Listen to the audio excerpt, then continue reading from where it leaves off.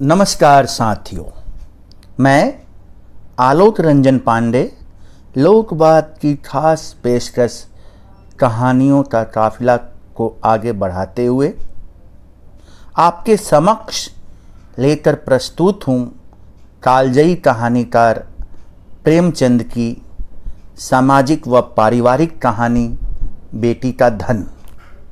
इस कहानी में प्रेमचंद ने हिंदू समाज और हिंदू संस्कृति में किस तरह बेटी को देखा जाता है उसको चित्रित करने की कोशिश की है।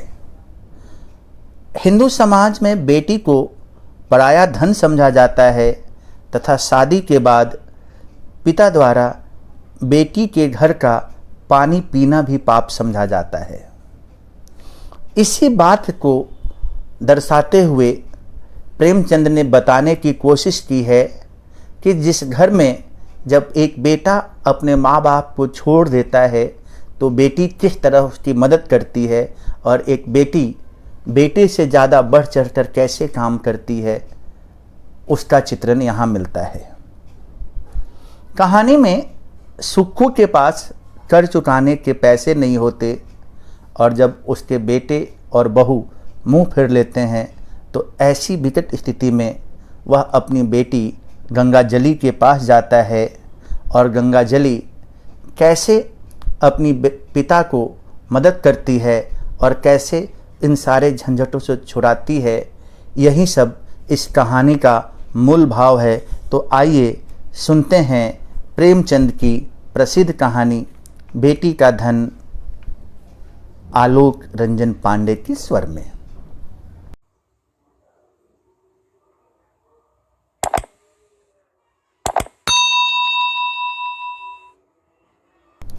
बेतवा नदी दो ऊंचे कगारों के बीच इस तरह मुंह छिपाए हुए थी जैसे निर्मल हृदयों में साहस और उत्साह की मध्य ज्योति छिपी रहती है। इसके एक कगार पर एक छोटा सा गांव बसा है जो अपने भग्न जातीय चिन्हों के लिए बहुत ही प्रसिद्ध है। जातीय गाथाओं और चिन्हों पर मर मिटने वाले लोग इस भावन स्थान पर बड़े प्रेम और श्रद्धा के साथ आते और गांव का बूढ़ा कवेट सुक्खू चौधरी उन्हें उसकी परिक्रमा कराता और रानी के महल, राजा का दरबार और कुंवर की बैठक के मिटे हुए चिन्हों को दिखाता। वह एक उच्छ्वास लेकर रुंधे हुए गले से कहता, महाशय, एक वह समय था कि क्योंटो को मछलियों के इनाम में अशर्फियाँ मिलती थी। कहार महल में झाड़ू देते हुए अशर्फिया बटोर ले जाते थे। बेतवा नदी रोज चढ़कर महाराज के चरण छूने आती थी। यह प्रताप और यह तेज था, परंतु आज इसकी यह दशा है। इन सुंदर उक्तियों पर किसी को विश्वास नहीं होता। अब जमाना चौधरी के वश की बात न थी, पर सुनने वाले उसकी सहृदयता तथा अनुराग के जरूर कायल हो जाते थे। सुक्खू चौधरी उदार पुरुष थे, परंतु जितना बड़ा मुंह था उतना बड़ा ग्रास न था। 3 लड़के, 3 बहुएं और कई पौत्र पौत्रियां थीं। लड़की केवल एक गंगाजली थी जिसका अभी तक गौना नहीं हुआ था। चौधरी की यह सबसे पिछली संतान थी।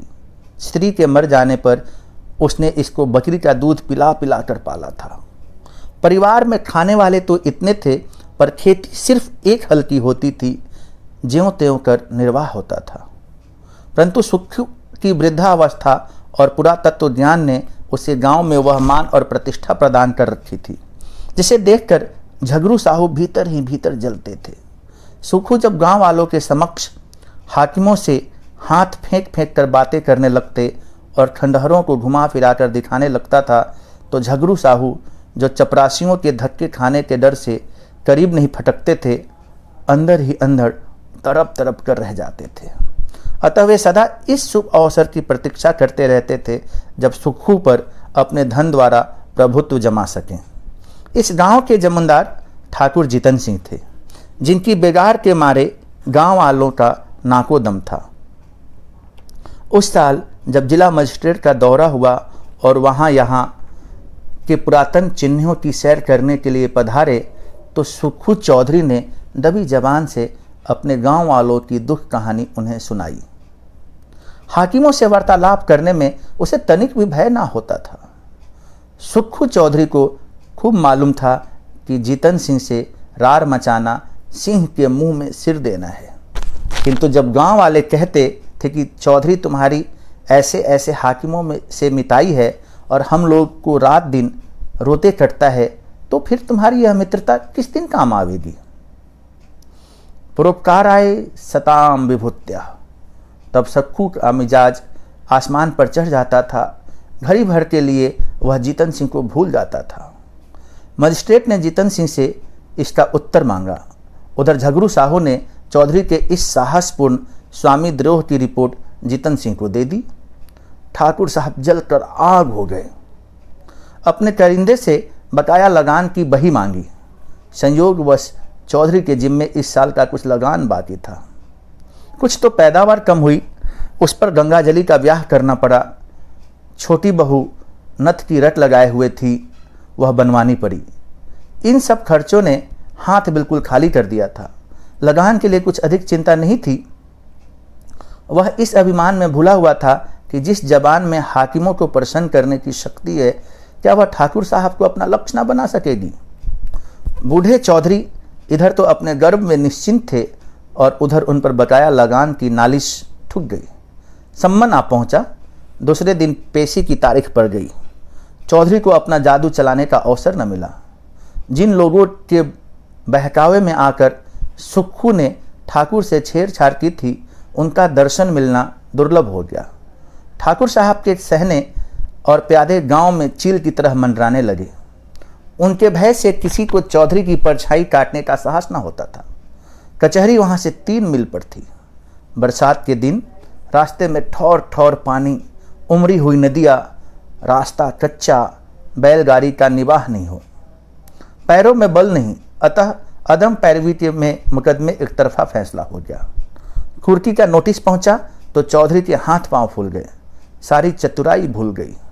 चुपचाप अपनी खाट पर पड़ा पड़ा नदी की ओर ताकता और अपने मन में कहता, क्या मेरे जीते जी घर मिट्टी में मिल जाएगा। मेरे इन बैलों की सुंदर जोड़ी के गले में क्या दूसरे का जुआ पड़ेगा। यह सोचते सोचते उसकी आंखें भर जाती। वह बैलों से लिपट कर रोने लगता, परंतु बैलों की आंखों से क्या आंसू जारी थे। वे नाद में मुंह क्यों नहीं डालते थे।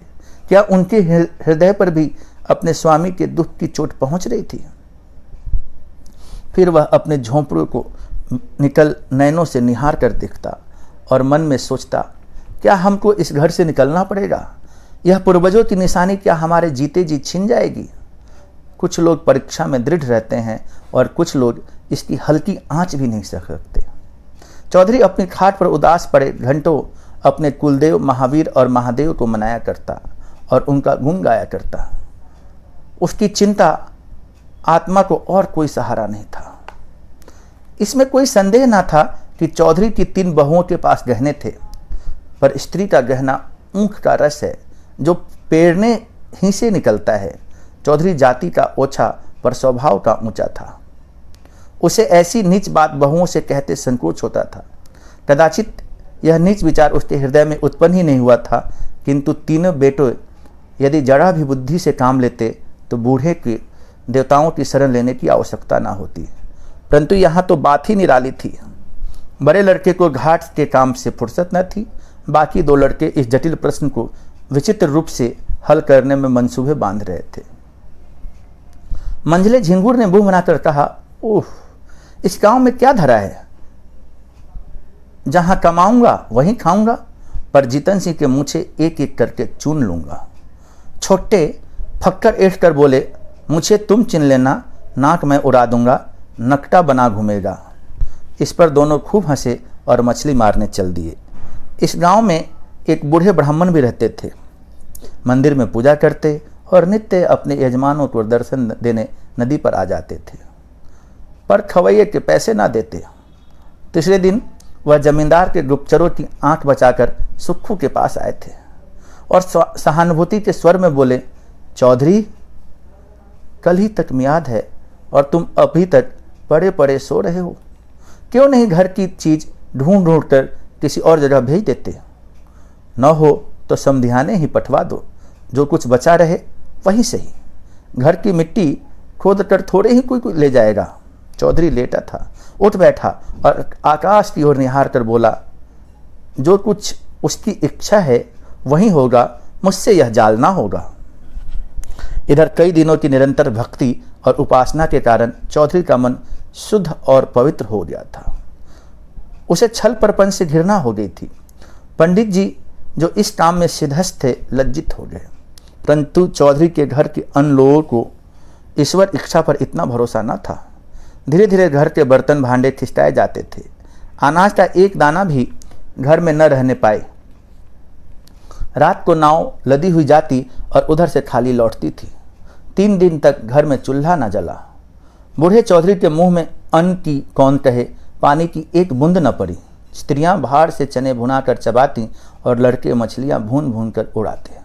परंतु बूढ़े को इस एकादशी में यदि कोई शरीक था तो वह उसकी बेटी गंगाजली थी। यह बेचारी अपने बूढ़े बाप को चारपाई पर निर्जल छटपटाते देख बिलख बिलख कर रोती। लड़कों को अपने माता पिता से वह प्रेम नहीं होता जो लड़कियों को होता है। गंगाजली इस सोच विचार में मग्न रहती थी कि दादा की किस भांति सहायता करूं। यदि हम सब भाई बहन मिलकर जितन सिंह के पास जाकर दया भिक्षा की प्रार्थना करें तो अवश्य मान जाएंगे, परंतु दादा को कब यह स्वीकार होगा?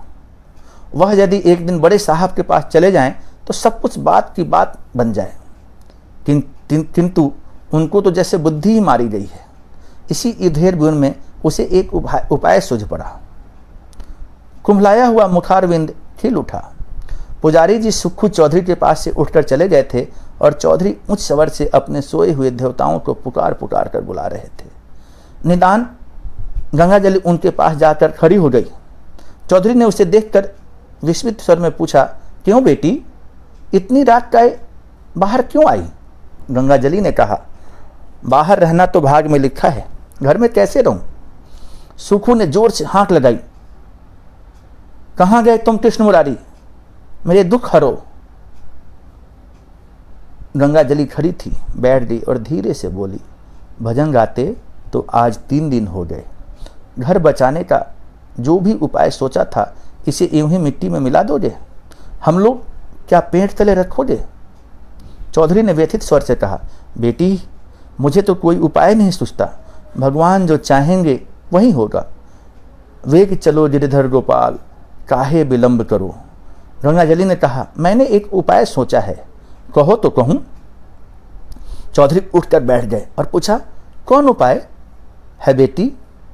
गंगाजली ने कहा, मेरे गहने झगड़ू साहू के यहाँ गिरो रख दो। मैंने जोड़ लिया है, देने भर के रुपए हो जाएंगे। चौधरी ने ठंडी सांस लेकर कहा, बेटी, तुमको मुझसे यह बात कहते लाज नहीं आती? वेद शास्त्र में मुझे तुम्हारे गांव के कुएं का पानी पीना भी मना है। तुम्हारी ड्योढ़ी में भी पैर रखने का निषेध है। क्या तुम मुझे नरक में ढकेलना चाहती हो? गंगाजली उत्तर के लिए पहले से ही तैयार थी। बोली, मैं अपने गहने तुम्हें थोड़े ही दिए देती हूं, इस समय लेकर काम चलाओ, चैत में छुड़ा देना। चौधरी ने करक कर कहा, यह मुझसे ना होगा। गंगाजली उत्तेजित होकर बोली, तुमसे यह ना होगा तो मैं आप ही जाऊंगी। मुझसे घर की यह दुर्दशा देखी नहीं जाती। चौधरी ने झुंझलाकर बोला, बिरादरी में कौन मुंह दिखाऊंगा? गंगाजली ने चिढ़ कर कहा, बिरादरी में कौन ढिंढोरा पीटने जाता है? चौधरी ने फैसला सुनाया, जग हंसाई के लिए मैं अपना धर्म ना बिगाड़ूंगा। गंगाजली बिगड़ कर बोली, मेरी बात नहीं मानोगे तो तुम्हारे ऊपर मेरी हत्या पड़ेगी। मैं आज ही इस बेतवा नदी में कूद पड़ूंगी। तुमसे चाहे घर में आग लगते देखा जाए, पर मुझसे न देखा जाएगा। चौधरी ने ठंडी सांस लेकर कातर स्वर में कहा, बेटी, मेरा धर्म नाश मत करो। यदि ऐसा ही है तो अपनी किसी भावच के गहने मांग कर लाओ। गंगाजली ने गंभीर स्वर में कहा, भावजों से कौन अपना मुंह नोचवाने जाएगा? उनको फिक्र होती तो क्या मुंह में दही जमा था? कहती नहीं। चौधरी निरुत्तर हो गए। गंगाजली घर में जाकर बहनों को पिटारी लाई और एक एक करके सब गहने चौधरी की अंगोछे में बांध दिए। चौधरी ने आंखों में आंसू भरकर कहा, हाय राम, इस शरीर को क्या गति लिखी है। यह कहकर उठे। बहुत संभालने पर भी आंखों से आंसू न छिप सके। रात का समय था। बेतवा नदी के किनारे किनारे मार्ग को छोड़कर सुक्खू चौधरी गहनों की गठरी कांट में दबाए इस तरह चुपके चुपके चल रहे थे मानो पाप की गठरी लिए जाते हैं। जब वह झगड़ू साहू के मकान के पास पहुंचे तो ठहर गए। आंखें खूब साफ की, जिससे किसी को यह न बोध हो कि चौधरी रोता था। झगड़ू साहू धागे की कमानी की एक मोटी ऐनक लगाए, वही खता फैलाए हुक्का पी रहे थे और दीपक के धुंधले प्रकाश में उन अक्षरों को पढ़ने की व्यर्थ चेष्टा में लगे थे जिनमें स्याही की किफ़ायत की गई थी। बार बार ऐनक को साफ करते थे और आंखें मलते थे, पर चिराग की बत्ती उकसाना या दोहरी बत्ती लगाना शायद इसलिए उचित नहीं समझते थे कि तेल का अपव्यय होगा। इसी समय सुक्खू चौधरी ने आकर कहा, जयराम जी। झुगरू साहू ने देखा, पहचान कर बोले, जयराम चौधरी। कहो, मुकदमे में क्या हुआ? यह लेन देन बड़े झंझट का काम है। दिन भर सिर उठाने की छुट्टी नहीं मिलती। चौधरी ने पोटली को खूब सावधानी से छिपाकर लापरवाही के साथ कहा, अभी तक तो कुछ हुआ नहीं। कल इजराए डिग्री होने वाली है। ठाकुर साहब ने न जाने कब का बैर निकाला है। हमको 2-3 दिन की भी मोहल्लत दे होती तो डिग्री न जारी होने पाती। छोटे साहब और बड़े साहब दोनों हमको अच्छी तरह जानते हैं। अभी इसी साल मैंने उनसे नदी किनारे घंटों बात की थी, किंतु एक तो बरसात के दिन, दूसरे एक दिन की भी मोहल्लत नहीं। क्या करता? इस समय मुझे रुपयों की चिंता है। झगड़ू साहू ने विस्मित होकर पूछा, तुमको रुपयों की चिंता? घर में भरा है, वह किस दिन काम आवेगा? झगड़ू साहू ने यह व्यंग्यबान नहीं छोड़ा था। वास्तव में उन्हें और सारे गांव को विश्वास था कि चौधरी के घर में लक्ष्मी महारानी का अखंड राज है। चौधरी का रंग बदलने लगा। बोले, साहू जी, रुपया होता तो किस बात की चिंता थी? तुमसे कौन छिपाव है? आज 3 दिन से घर में चूल्हा नहीं जला है। रोना पीटना पड़ा है। अब तो तुम्हारे बसाए बसूंगा। ठाकुर साहब ने तो उजाड़ने में कोई कसर ही ना छोड़ी है। झगड़ू साहू जितन सिंह को खुश रखना चाहते थे, पर साथ ही चौधरी को भी नाखुश करना मंजूर न था। यदि सूद दर सूद छोड़कर मूल तथा ब्याज सहज वसूल हो जाए तो उन्हें चौधरी पर मुफ्त का एहसान लादने में कोई आपत्ति न थी।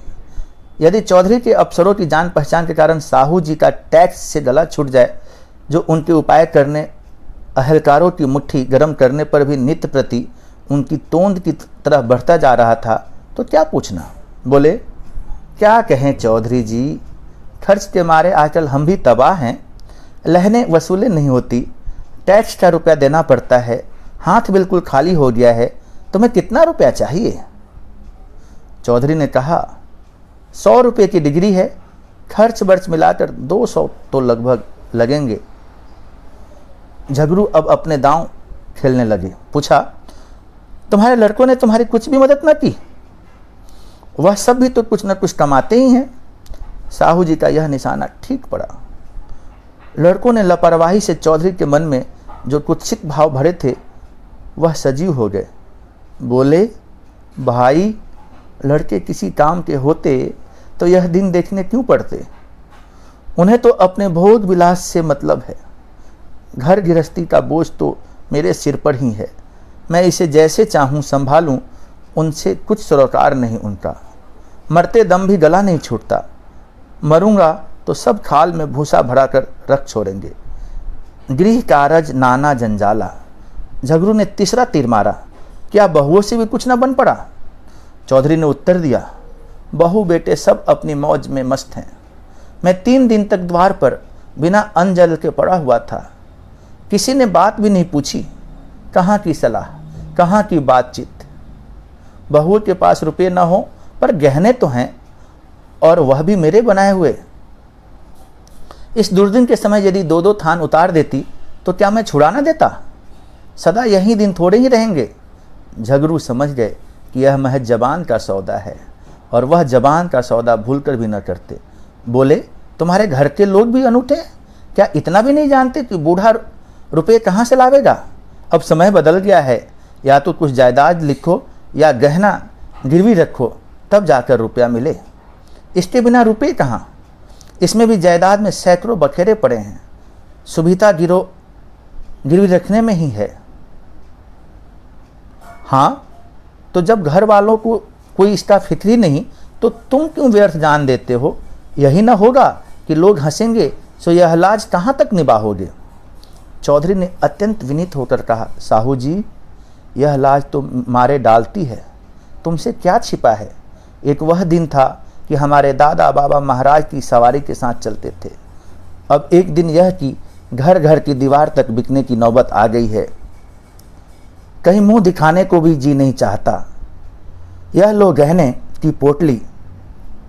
यदि लोक लाज न होती तो इसे लेकर कभी यहाँ ना आता, परंतु यह अधर्म इसी लाज निभाने के कारण करना पड़ रहा है। झगरू साहू ने आश्चर्य में पूछा, यह गहने किसके हैं? चौधरी ने सिर झुकाकर बड़ी कठिनता से कहा, मेरी बेटी गंगा जली के। झगरू साहू स्तंभित हो गए। बोले, अरे राम राम। चौधरी ने कातर स्वर में कहा, डूब मरने को जी चाहता है। झगरू ने बड़ी धार्मिकता के साथ स्थित होकर कहा, शास्त्र में बेटी के गांव का पेड़ देखना भी मना है। चौधरी ने दीर्घ निश्वास छोड़कर करुण स्वर में कहा, न जाने नारायण कब मौत देंगे। भाई की 3 लड़कियां ब्याही, कभी भूल कर भी उनके द्वार का मुंह नहीं देखा। परमात्मा ने अब तक तो टेक निभाई है, पर अब न जाने मिट्टी की क्या दुर्दशा होने वाली है। झगरू साहू लेखा जौ बख्शिश 100 के सिद्धांत पर चलते थे। सूद की एक कौड़ी भी छोड़ना उनके लिए हराम था। यदि 1 महीने का 1 दिन भी लग जाता तो पूरे महीने का सूद वसूल कर लेते।